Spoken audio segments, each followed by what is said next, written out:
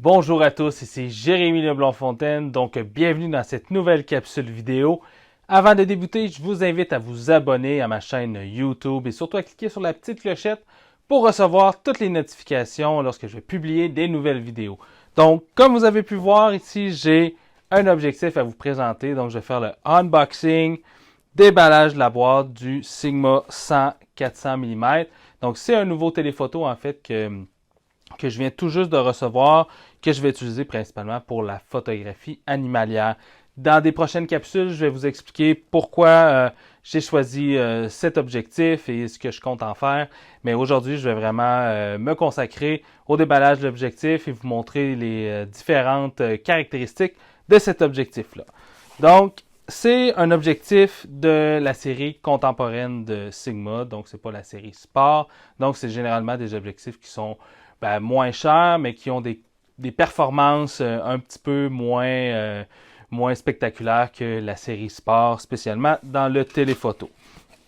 Donc, en ouvrant la boîte ici, on a tout simplement les petits papiers de garantie, le manuel d'utilisation. Donc, c'est bien emballé, comme ça ici. Donc, il n'y a rien d'autre dans la boîte.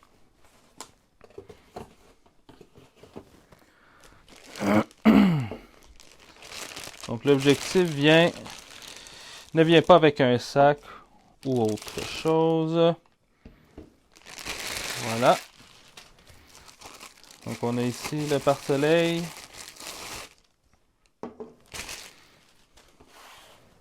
Et voilà, donc c'est tout ce que comprend la boîte et on ne s'attend pas nécessairement à voir autre chose. Donc tout simplement le pare-soleil qui est relativement court.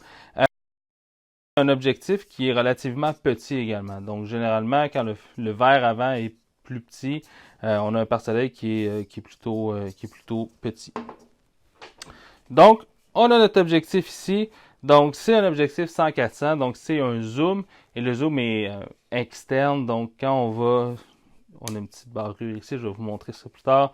Et quand on a le zoom externe, donc comme c'est ici, qui vient sortir à l'avant de l'objectif, ce qu'il faut faire attention avec ce type de zoom-là, c'est justement quand on photographie sous la pluie, par exemple, il peut y avoir de l'humidité ou de la poussière qui s'accumule ici, et ensuite on rentre l'objectif et on fait rentrer l'humidité ou la poussière à l'intérieur de l'objectif. Donc, il faut se faire super attention et justement essuyer, et bien être sûr que c'est pas mouillé ici. Donc, ici à l'avant, on a les différents réglages qu'on peut mettre sur l'objectif. Donc, on a le mode autofocus, manuel override et manuel focus. Donc, le manuel override, ce que ça permet en fait, c'est qu'on peut basculer entre le mode autofocus et le mode manuel sans avoir à changer les réglages sur le boîtier ou sur l'objectif. Et donc voilà. Ensuite, on a le limitateur de la plage de mise au point. Donc, on a full qui va permettre de faire la mise au point à la distance minimum de focus jusqu'à l'infini. Ensuite, on a 6 mètres jusqu'à l'infini et 1,6 mètres à 6 mètres. Donc, ça, c'est super pratique quand, justement, par exemple, on fait, si par exemple, on veut que notre autofocus soit un peu plus performant, puis a moins tendance à chercher, puis on photographie quelque chose qui est un peu plus loin, donc on peut limiter la distance de mise au point de notre objectif. Ensuite, on a la stabilisation, donc OS, Optical Stabilization, donc soit off, le mode 1 ou le mode 2. Le mode 1, c'est le mode normal. Et le mode 2, le mode dédié au sport. Donc, il va détecter lorsqu'on fait des pannings et tout ça. Donc, ça va aider à réaliser ce type d'image-là. Et ensuite, on a Custom, donc soit Off, C1 ou C2. Donc, ça, c'est des modes qu'on peut personnaliser avec le dock USB de Sigma. Donc, on fait tout simplement, on branche l'objectif à l'ordinateur et on va pouvoir venir, par exemple, dire à l'objectif de se mettre en priorité précision de l'autofocus, priorité rapidité. Donc, c'est vraiment des modes qu'on va venir personnaliser avec l'ordinateur. Donc, c'est un objectif qui est scellé. Donc, ici, sur la portion qui se rattache Au boîtier, donc, on a un petit anneau de caoutchouc qui permet justement à empêcher la poussière et l'humidité à l'eau de rentrer à l'intérieur de l'objectif et du boîtier. Ici à l'avant, on a un fil de diamètre de 67 mm, donc c'est un objectif qui est relativement petit, donc ce qui permet d'avoir des fils qui ne sont pas nécessairement trop dispendieux. Par exemple, j'avais présenté le 500 PF qui lui a un diamètre de 95 mm, donc un fil polarisant par exemple de 95 mm, ça coûte cher. Donc 67 mm, c'est donc c'est une bonne chose pour cet objectif-là. Donc c'est un objectif en fait qui est à ouverture variable, donc à 100 mm, on est à f5 et à 400 mm, on est à f6.3. Et la distance minimum de focus de cet objectif-là est de 1,6 m, ce qui fait en sorte que cet objectif-là, lorsqu'on se met à 400 mm, devient un objectif, bon, sur le site de Sigma, on le qualifie d'un objectif macro. C'est pas vraiment un objectif macro, mais il y a quand même un rapport de reproduction qui va être de 1 pour 3.8, donc pratiquement un rapport de 1.4, donc ce qui permet vraiment d'avoir des très gros plans sans avoir à soucier vraiment de la proximité avec notre sujet. Donc ça, c'est un point qui est super important. Ensuite, l'objectif fait environ 1.1, 1.2 kg, ce qui en fait un objectif qui est hyper léger. Donc ça, quand on part en randonnée, par exemple, c'est super important parce que on veut pas nécessairement non plus se détruire le dos et s'épuiser à outrance. Donc, un objectif qui est hyper léger lorsqu'on part justement en randonnée ou tout simplement accroché autour du cou, à l'épaule. Super léger comme objectif qui, pour en fait le range de focale que cet objectif-là offre. Ensuite, l'objectif fait 182 cm de longueur, donc c'est un objectif qui est relativement court, donc ça fait grosso modo la taille environ de 70-200 de chez Nikon, peut-être même un petit peu plus court, donc c'est un objectif qui se glisse super bien dans un sac photo. Donc pour vous donner une bonne idée de ce que l'objectif va avoir l'air lorsqu'on monte le pare-soleil, donc voilà, donc ça c'est la taille en fait de cet objectif avec le pare-soleil. Quand on l'extend, donc ça donne ça environ ici, mais bon, ce qui nous intéresse principalement, c'est quand on le range, donc ça ressemble pas mal à ça ici,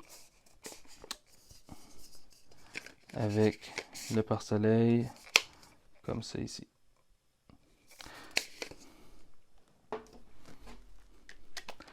Un gros défaut en fait de cet objectif-là, j'ai pas encore essayé cet objectif-là, je suis pas sorti sur le terrain le tester, mais en fait c'est que cet objectif-là, donc c'est un téléphoto, il est relativement lourd comparativement par exemple à un grand angle et tout ça, et c'est un téléobjectif qui n'a pas de collier de trépied. Bon, quand j'ai fait le choix d'aller chercher un 100-400, j'avais le choix entre le Sigma, le 80-400 de Nikon et le 100-400 de Tamron. Tamron, en fait, on fait un peu comme avec le 70-200 f4 de Nikon. Donc, il y a un collier de trépied qui est optionnel, donc on peut ajouter à part. Sigma ont tout simplement décidé de ne pas mettre de collier de trépied. Ça, c'est plus ou moins intéressant quand on veut travailler sur trépied, justement, parce qu'en fait, le poids de l'objectif vient faire forcer la devanture, tout le devant du boîtier et tout le derrière également de l'objectif. Donc, c'est plus ou moins intéressant. Ceci dit, je vais surtout utiliser cet objectif-là lorsque je pars en randonnée. Je vais faire un peu de paysage avec lui quand même, donc j'aurais aimé ça avoir un collier de trépied. Mais en termes de performance optique, comparativement au Tamron par exemple, cet objectif-là est vraiment supérieur. Donc c'est pour ça que j'ai décidé d'aller vers le Sigma et non le Tamron. Donc au niveau de la netteté, au niveau du contraste, c'était vraiment mieux. Et le Tamron est un peu plus cher. C'est relativement dans la même gamme de prix. Celui-là, en fait, je l'ai trouvé à 949 $. Il était en rabais, je crois qu'il y avait un 250 $ de rabais dessus, mais c'est un objectif qu'on peut trouver même dans l'usager relativement peu cher. On retrouve également un petit bouton lock qui nous permet de barrer le zoom lorsqu'on est en transport, si on veut être sûr que le zoom ne s'ouvre pas dans le sac photo ou lorsqu'on a l'objectif autour du cou ou en bandoulière. Ceci dit, c'est relativement le zoom n'est pas très louche. Peut-être que ça va venir avec le temps, mais pour l'instant, je vois pas vraiment l'utilité d'avoir le bouton lock. Peut-être que ça viendra avec le temps. Donc voilà, c'est ce qui fait le tour pour cette petite présentation du Sigma 100-400 f5 à 6.3 DG. Donc, c'est un objectif que je vais avoir grand plaisir à tester prochainement.